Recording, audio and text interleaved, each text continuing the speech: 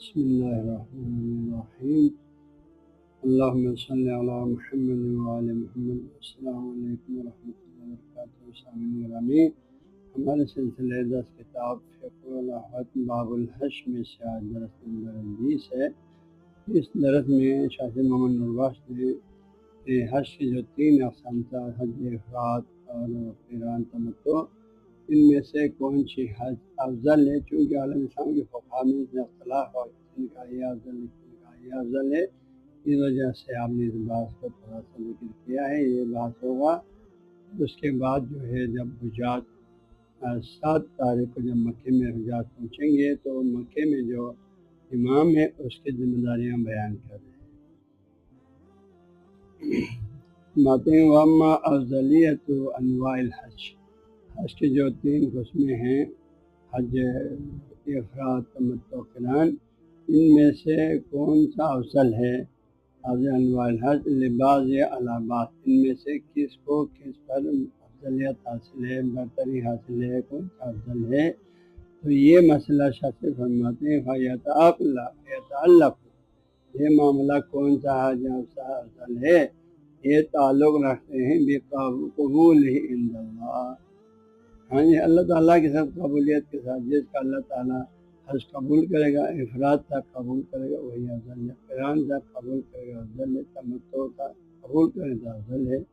ہاں جی، قبول نہ کریں تو پھر افضل نہیں ہے۔ شاید معیار یوں فرما رہے ہیں، جبکہ دوسرے عالم اسلام کے فقہا نے اس سلسلے میں فرمایا، کسی نے تمتع کا افضل کہا، کسی نے قران کو، کسی نے افراد کو۔ شاہ سے فرماتے ہیں اس بات میں پڑھنے کی ضرورت نہیں ہے، کیونکہ جو ہے اس کی افضلیت تعلق رکھتے ہیں بقبول عند اللہ،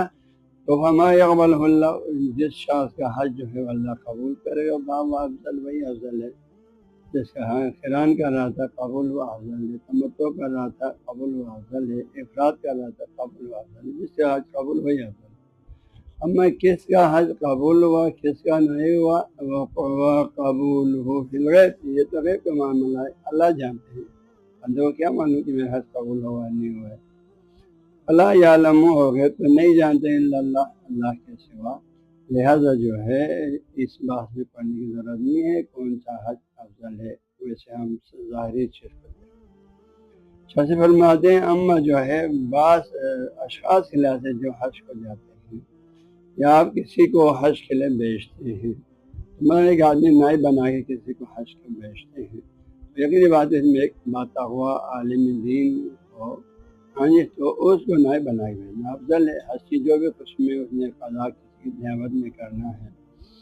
ہاں جی، اور اسی طرح جو ہے اللہ تعالیٰ کے حضور میں تائب، ایک عالم بعمل، ایک متقی، ایک ہاں جی سعید بافضلت عالم دین متقی، ایک اللہ کا مقرب بندہ، ہاں جی، وہ حج کو جائیں گے تو اس حج کی الگ شان ہوگی، اللہ تعالیٰ بہت سے نوازی ذات سے نواز کر بھیجیں گے۔ ایک گناہ گار ہے توبہ طائب ہو کے جائیں گے، سچے توبہ کر کے خلوص سے، اس کا ایک الگ شان ہوگا۔ لیکن کچھ لوگ جو صرف دکھاوے کے لیے جاتے ہیں، شہرت کے لیے جاتے ہیں، کوئی توبہ طائب نہیں ہے، کوئی پشیمانی نہیں ہے، ہاں وہ کچھ اور شکل میں واپس آئے گا۔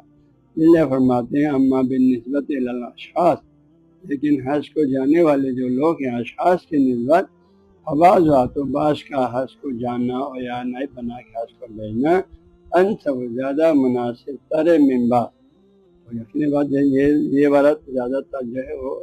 نیابت کے مفہوم سے زیادہ تعلق رکھتا ہے، یعنی اشخاص کی بعض کا مقابلے میں بعض کا جانا زیادہ مناسب تر ہے، مطلب کہ آپ کسی کو نائب بنا کے بھیجیں تو جو زیادہ بات ہوا شخص ہے، عالم بعمل ہے اور نے پہلے حج کیا ہوا ہے، تو ایسے شخص کو آپ بھیجیں، جتنا اچھے صالح بندے بھیجیں تو اس کا بھیجنا زیادہ مناسب ہے۔ ویسے بھی جو زیادہ باتور ہو جائیں گے اس کو زیادہ فضیلت ملتی آئے گا، اور بعض وان تھا من بعض کے مقابلے میں زیادہ مناسب تر ہے۔ حاضر مسئلہ، اور یہ مسئلہ جو ہے حج، دیکھیے بھائی ان تینوں حج میں سے کون سا حج افضل ہے، ہاں جی، اور کس کو بھیجنا کس کے مقابلے میں زیادہ مناسب ہے، اس بات میں یہ بات تو واضح ہے، لہذا جو ہے یہ مسئلہ اشارہ اسے کہ ان حج کے اقسام میں سے کون سا حج افضل ہے، اس موضوع میں پڑھنا، اس بات میں پڑھنا ما ان لا تعالی تحتہ، یہ بحث علاوہ اس کے کہ اس بحث میں کوئی فائدہ نہیں ہے، ہاں جی کوئی نتیجہ فائدہ نہیں ہے۔ کانت رجمن بالغیب، یہ اٹکل پچھو ہے رجمن بالغیب کا کھوج لگانا ہے کہ بھئی کس کا حج افضل ہو قبول ہوا، کس کا نہیں ہوئی، ہم کیا جانے کس کا قبول کس کا نہیں ہوا، کیونکہ جس کا قبول ہو وہی افضل ہے اور وہ ہم نہیں جانتے، تو ہم اپنی طرف سے اس کا قبول اس کا قبول ہے تو ہم نہیں کہیں گے، تو یہ رجمن بالغیب ہے، ہاں جی اٹکل پچھو ہے اسلام میں، یعنی آپ نے غیب کا کھوج لگایا اور یہ آپ کا کام نہیں ہے۔ ولم یکلف اللہ احدا بہذا، اللہ تعالیٰ نے کسی کو بھی مکلف نہیں بنایا کہ وہ غیب کے علم جاننے کی کوشش کرے، جس چیز کا تعلق اللہ سے اس کو جاننے کی کوشش کرنے کا اللہ نے آپ کو مکلف بنایا نہیں، کیونکہ آپ اس کوشش کرنے سے آپ کو معلوم ہوگا بھی نہیں، جہاں آپ کوشش کریں کس کا قبول ہوگا، ہم کیسے کوشش کریں گے، ہم کیسے جانیں گے، تو اللہ کو پتہ، لہٰذا اس بات میں پڑھنا شاست فرماتے ہیں کون چیز افضل ہے، ہاں جی تو اس بات میں پڑھنا جو ہے کوئی فائدہ نہیں ہے، ہر چند جو ہے اگرچہ علماء اسلام فقہا نے قدیم اس میں بحث کیا ہے، ہاں جی اہل سنت والجماعت کی بھی جو ائمہ ہیں 4 ائمہ انہوں کے آپس میں بحث ہوا ہے اور مسلک امامیہ کے اندر بھی بحث ہوا، لیکن سید محمد نور فرماتے ہیں اس بات میں پڑھنے کا کوئی فائدہ نہیں۔ اس کے بعد اب آگے فرماتے ہیں حجاج کرام، ہاں جی جب 7 ذی الحجہ کو مکہ میں پہنچیں گے تو اس مکہ کے جو امام ہیں اس کی ذمہ داریاں، ہاں بظاہر یہ عبارت شاید شروع میں ہوتا تو زیادہ مناسب ہوتا ہے۔ وَإِذَا دَخَلَ الْحُجَّاجُ، جب حجاج کرام داخل ہو جائیں مکہ شریف میں قبل الوقوف، یعنی وقوف عرفات کو جانے سے وقوف مینا وقوف عرفات، یعنی سمجھو 8 ذی الحجہ سے پہلے حجاج کرام جب مکہ میں داخل ہو جائیں اور وہاں کافی ہجوم ہو جاتے ہیں، کیونکہ جو ہے ذی القعدہ کے مہینے سے حجاز سے جانا شروع ہو جاتا ہے، تو اسی صورت میں استحب للامام، وہاں مکے کا جو امام ہے وہ اس کے لیے مستحب ہے، اور امام ہو تو امام یہاں سب اسلام جس میں امام معصوم ہے، ہاں جی یاد جیسے ہم نواز ہونے کے لحاظ سے ہمارے سلسلے کا پیر طریقت اگر وہاں کا امام ہوتا تو وہ ہے، ابھی تو سعودی عرب نے جو وہاں پر ایک امام کعبے کا ہے، ابھی تو وہی امام یہاں پر اس کو حکم کریں مستحب اس امام کے لیے کعبے کا، اور لمن نصب الامام، یہاں شاستر کے نزدیک امام معصوم یا امام معصوم کسی کو امیر حاج بنا کے بھیجتے ہیں، ہاں جی تو اس کے لیے مستحب ہے کہ ان یخطب بمکہ، یہ کہ ایک خطبہ پڑھیں، ایک خطبہ، ہاں جی پھر 7 من ذی الحجہ، ذی الحجہ کی 7ویں تاریخ کو، کب پڑھیں؟ بعد صلاۃ الظہر، 7ویں تاریخ کو ظہر کی نماز پڑھنے کے بعد، یعنی ظہر عصر کے درمیان ظہر کی نماز پڑھنے کے بعد خطبۃ واحدۃ، ایک ہی خطبہ پڑھیں، اور اس خطبے کے اندر لوگوں کو رہنمائی کریں، یا امرہم، جو حجاج وہاں جمع ہیں ان کو حکم کریں فی الخطبہ میں، کہ بالخروج الی منی، کہ انہیں رہنمائی کریں کہ آپ نے منی کی جانب نکالنا ہے، کب؟ کل 8 ذی الحجہ کو آپ نے حج کی نیت کعبے سے مکہ سے کر کے آپ نے جو ہے منی کی جانب نکالنا ہے، یہ تعلیمات ان کو دے دیں اپنے خطبے میں، انہیں حکم کریں بالخروج الی منی، منی کی طرف نکلنے کا، ویعلمہم، اور انہیں تعلیم دے دیں ما لا بد لہم،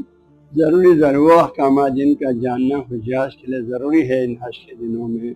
ہاں جی جیسے وہ منی ہے، مزدلفہ ہے، عرفات ہے، شیطان کو کنکریاں مارنے کے جو اعمال ہیں ان سب کے بارے میں تھوڑا بہت ان کو احکام ضروری احکام بیان کریں اس خطبے میں، یا امرہم، اور انہیں حکم دے دیں، تعلیم دے دیں تمام حجاج کو ما لا بد لہم، وہ ضروری احکام جن کا جاننا ان کے لیے ضروری ہے، من المناسک حج کے احکام میں سے ان کو بیان کریں اس خطبے میں، وخروجہم، اور انہیں حکم کریں تعلیم دے دیں نکلنے کے لیے من الغد، کل سے، 7 تاریخ کو خطبہ کا حکم دیا تو اسی خطبے میں کہیں کل سے آپ لوگوں نے منی کی طرف جانا ہے، یہ تعلیم بھی ان کو دے دیں، تو وہ یہاں کل سے مراد کون سے تاریخ ہے؟ وہ یوم ترویہ، یہ یوم ترویہ ہے، 8 ذی الحجہ ہے، 8 ذی الحجہ یوم ترویہ پر، ہاں جی 8 ذی الحجہ ہے، انہیں کہیں 8 ذی الحجہ کو آپ سب نے صبح کی نماز پڑھنے کے بعد حج کے احرام باندھیں گے، حج کے احرام باندھنے کے بعد تلبیہ پڑھتے ہوئے مینا جانا ہے، یعنی ظہر کی نماز سے پہلے 8 ذی الحجہ کو آپ نے مینا میں پہنچنا، یہ تعلیم ان کو دیتے ہیں۔ اور انہیں کہیں وہی ابھی تو نے بھی ہاں کہ وہ جو ہے 8 اور 9 ذی الحجہ کی جو درمیانی رات ہے وہ وہاں مینا میں ٹھہرے۔ لیلۃ عرفہ یعنی عرفہ کی رات، تو یہ 8 اور 9 کے درمیانی رات ہے، یعنی چونکہ 8 کے بعد 9 عرفہ، 9 تاریخ کو میدان عرفہ مل جاتی ہے، تو لیلۃ عرفہ کی رات انہیں مینا ہی میں ٹھہرنے کا ان کو تعلیم دے دیں حکم، اور پھر مزید ان کو یہ تعلیم دے دیں کہ فیضا طلعت الشمس، جب 9 تاریخ کو صبح سورج طلوع ہو جائیں تو انہیں کہیں کہ مشوا الی عرفات، سب کو ان سے وہ عرفات کو جانے کا تعلیم دے دیں۔ صبح کی نماز کے بعد یہاں فرمایا سورج طلوع ہونے کے بعد انہیں کہیں کہ آپ نے میدان عرفات میں جانا ہے، اور پھر میدان عرفات کے احکام بتا رہے ہیں۔ ہاں جی، ظہر عصر کی نماز وہاں ایک امام کے پیچھے جو ہے چھم کر کے پڑھتے ہیں، ایک اذان و دو اقامت کے ساتھ، پھر خطیب وہاں پر خطبہ پڑھیں گے، وَيَخْطُبُ الْإِمَامُ، اور امام خطبہ پڑھیں گے میدان عرفات میں بعد زوال الشمس، سورج زوال ہونے کے بعد، اور میں پہلے وہ خطبہ پڑھیں گے، 2 خطبہ جمعے کی طرح، پھر بعد میں نماز پڑھیں گے۔ بعد زوال، سورج زوال ہونے کے خطبتین، امام 2 خطبہ پڑھیں گے میدان عرفات میں، ثم یصلی بالناس، پھر امام لوگوں کو نماز پڑھائیں گے، الظہر، ظہر کی نماز، والعصر، عصر کی نماز، ظہر کی نماز کو پڑھائیں گے امام جمعاً، دونوں کو اکٹھا کر کے، کما ذکرت من قبل، چنانچہ اس سے پہلے جو ہے شاہ نے بیان فرمایا ہے میدان عرفات کے احکامات میں، ہاں جی حج کے اعمال میں فرمایا، پھر جو عصر کی نماز پڑھیں، اور کیا نماز پڑھنے کے بعد سورج غروب ہونے تک وہاں دعا کرتے رہے۔ نیٹ بخشیہ 365 کو ڈاؤن لوڈ کرنے کے لیے گوگل پلے اسٹور پر جا کر نیٹ بخشیہ 365 لکھیں، بالکل مفت اور فری دستیاب ہے۔